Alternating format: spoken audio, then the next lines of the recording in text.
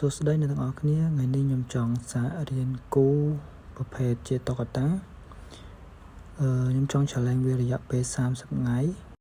ខ្ញុំនឹងចំណាយពេល30នាទីសម្រាប់ការគូហើយថ្ងៃដំបូងនេះខ្ញុំចង់គូរូបវណ្ណដាគាត់អង្គុយជាងបត់ Time to Rise ជាមួយលោកតាកុងណៃនៅ Start Olympic អញ្ចឹងខ្ញុំប្រហែលជាអត់បានបញ្យល់ពីរបៀបគូទេអ្នកទាំងអស់គ្នាអាចមើលបានព្រោះខ្ញុំអត់បានកាត់ទេវីដេអូហ្នឹងខ្ញុំខាឲ្យវាលឿនហើយខ្ញុំសូមអភ័យទោសផងបើសិនជាការនិយាយរបស់ខ្ញុំវាអត់តាក់ទងនឹងគំនូរដែលខ្ញុំកំពុងតែគូហ្នឹងព្រោះអី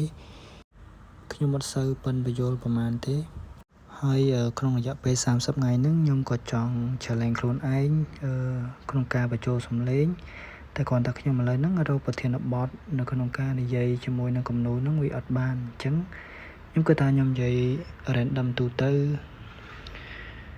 ហើយក៏ចង់អភិវឌ្ឍ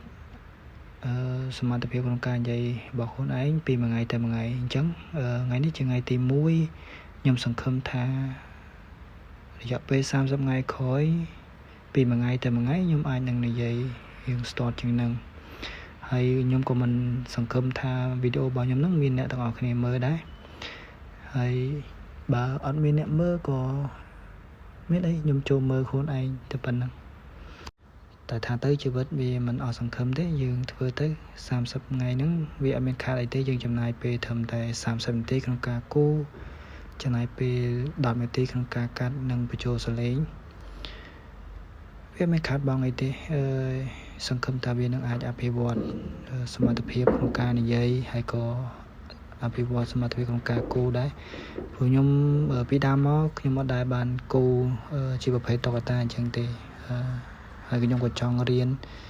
សង្ឃឹមថាវានឹងអាចវិវត្តទៅមុខក្នុងរយៈពេល1ខែហ្នឹងហើយបើសិនជាមានអ្នកចូលមើលហើយ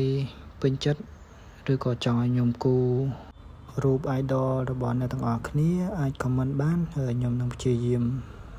រៀនគូអញ្ចឹងថ្ងៃទី1មានតែប៉ុណ្្នឹងទេអរគុណអ្នកទាំងអស់គ្នាទុកជាមុនបើសិនជាបានចូលមើលវីដេអូមួយហ្នឹងសូមអរគុណនិងជម្រាបលាបាយបាយ